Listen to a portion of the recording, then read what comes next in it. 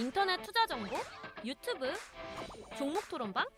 넘쳐나는 투자 정보, 대체 어떤 정보를 봐야 하지? 재테크존! 당신을 위한 투자 정보가 한 곳에! SBS 비즈 재테크존에선 실시간 투자 정보도 볼 수 있지, 1:1 종목 상담도 가능하지, 기업 탐방 리포트도 보여주지, 심지어 무료! 함께 가요 수익 꽃길로 재테크존과 함께! 검색창에 재테크존을 검색하세요.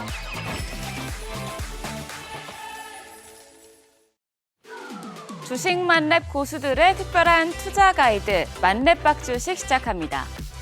더도 말고 덜도 말고 한가위만 같아라라는 옛말이 있습니다만 우리 증시 상황은 어렵기만 합니다. 8월 급락장 이후에 미증시가 회복한 것과 다르게 우리 증시는 여전히 박스권만 맴돌고 있습니다. 본격적인 금리 인하 사이클을 앞두고 있지만 과연 우리 시장에 금리 인하 효과가 있을지 기대보다 우려가 더 큰 상황인데요. 답답한 우리 시장을 생각하면 추석 연휴도 편치만은 않으셨을 것 같습니다. 만렙 박주식과 추석 이후 남은 하반기 증시 전망해보고 자세한 전략까지 세워보시죠. 오늘도 만렙 가이드 두 분 모셨습니다. 김도현 자문역, 김대준 자문역 나와 계십니다. 두 분 어서 오세요. 네, 그럼 국내 증시 점검해보고 시장을 주도하는 업종과 종목 이야기부터 시작합니다.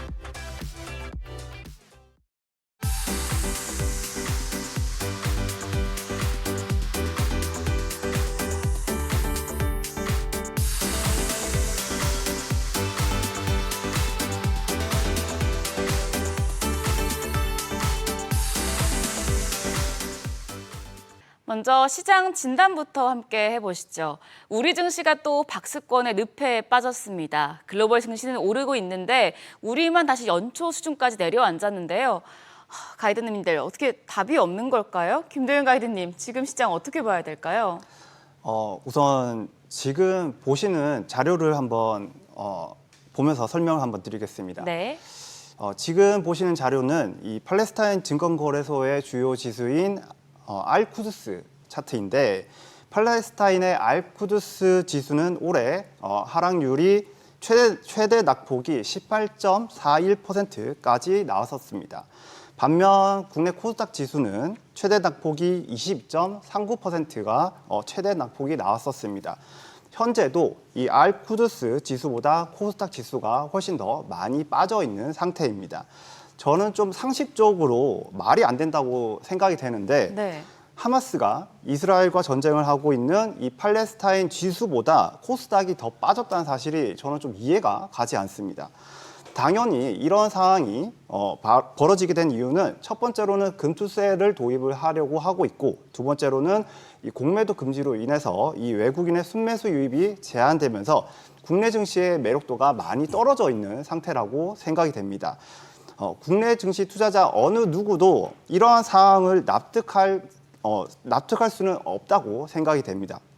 그래서 하루빨리라도 증시를 정상화시켜야 한다라고 말씀을 드리고 싶고 다만 현재 증시 상황은 국내 증시 밸류가 코스피를 기준으로 했을 때 PBR이 0.9 이하에 지금 놓여져 있는 상황인 만큼 저밸류 구간에 진입했다라고 말씀을 드릴 수가 있을 것 같고 그래서 장기적으로는 매수 관점에서 접근하시는 게 훨씬 더 좋겠다라고 생각이 됩니다. 네, 저밸류 구간이다.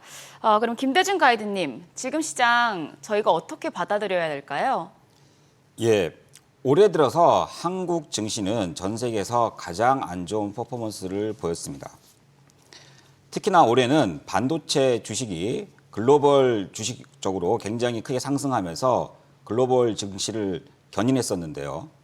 한국과 같이 반도체 강국에서 삼성전자의 주가가 제 역할을 하지 못했다는 점이 전체 시장의 부진으로까지 이어졌습니다.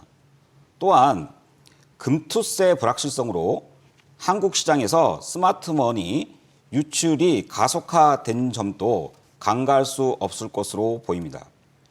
다만 이제 한국 증시가 많이 떨어져서 밸류에이션 매력도가 굉장히 괜찮은 구간에 진입을 했습니다. 따라서 외국인 매수세가 다시 유입이 되어서 반등할 가능성도 높은 만큼 이 점 유의하시고 대응하시는 것이 좋겠습니다. 네, 그럼 올해 하반기 시장을 흔들 주요 변수들 하나씩 체크해 보겠습니다. 첫 번째 변수부터 함께 보시죠. 첫 번째 변수, 미국 금리 인하입니다. 이제 본격적인 미국의 금리 인하 사이클이 시작됩니다. 금리 인하 전에 경기 둔화 조짐이 먼저 나오면서 금리 인하 효과 과연 있을까 이런 엇갈린 전망들도 나오고 있는데요. 두 가이드님은 이제 금리 인하가 우리 시장에 어떤 힘을 줄 거라고 보시는지 궁금해요. 김도윤 가이드님 어떻게 보세요?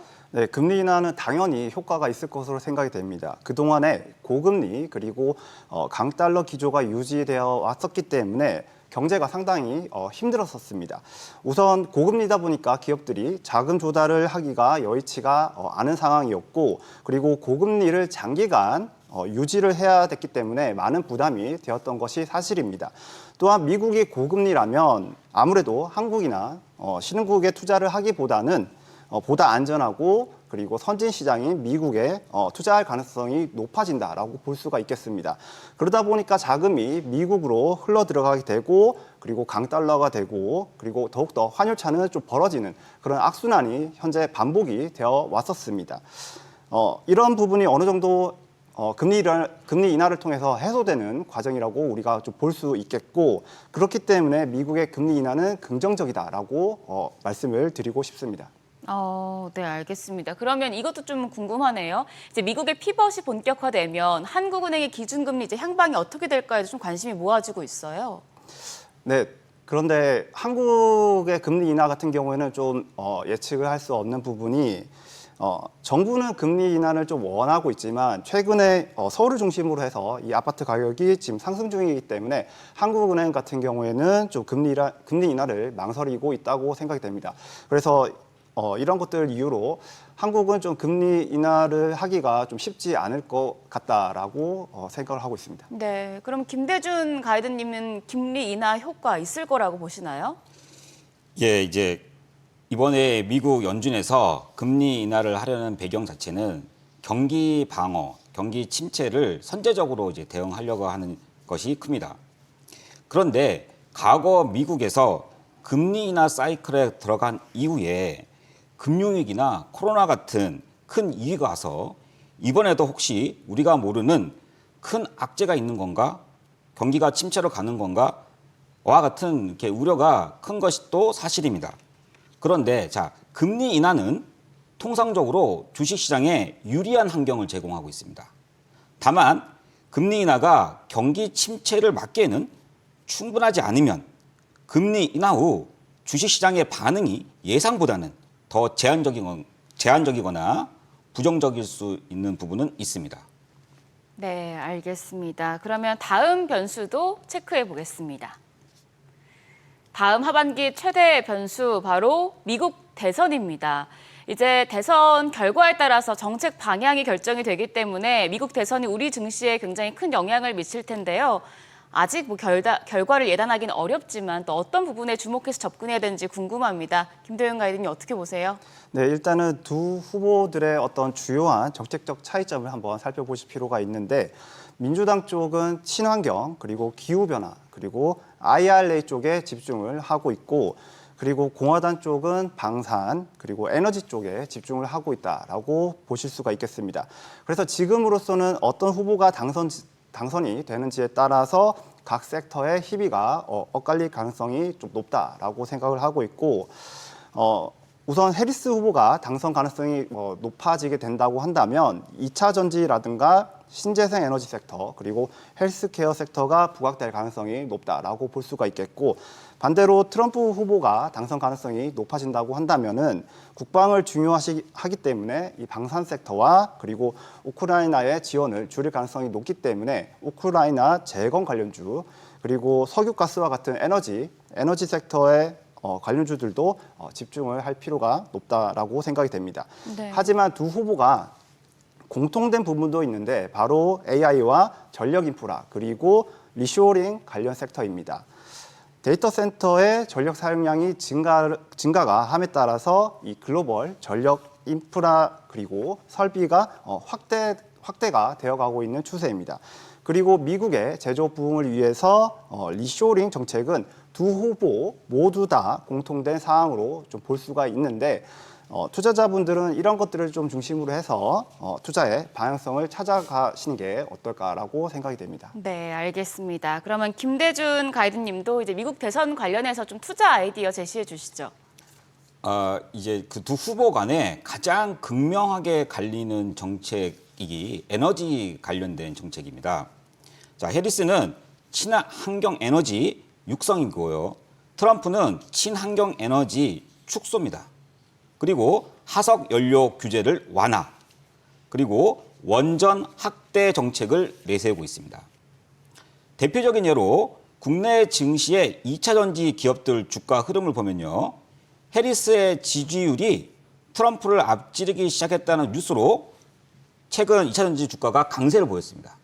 이렇게 고려해야 할 점이 자, 1차 토론 후에는 보통 이제 미국 대선에 윤곽이 나오는 경우가 많았거든요. 여태까지 2008년도에도 그랬고 2016년, 2020년에도 1차 토론에서 후보가 조금 높은 그런 지지를 받았을 때는 자, 결국에는 대선으로 이제 이어지는 가능성이 컸다는 점을 염두에 둘 때 이번 1차 토론, TV 토론에서 어떠한 후보가 앞설 수 있는 걸 갖다가 염두에 두면 이 조금 더 주식시장에 대응을 할 수 있는 여지가 이제 크다고 할 수가 있습니다. 그래서 이제 1차 토론 후에 어떤 후보에 대한 평가가 우세한지 체크 후에 2차 전지, 신재생 에너지 등 관련 업종에 대한 투자 전략을 세워나가는 것이 좋겠습니다. 네, 알겠습니다. 대선 이슈 체크했고요. 오늘의 투자 정보 검색창에 SBS 비즈의 재테크존, 크존을 검색해 보세요.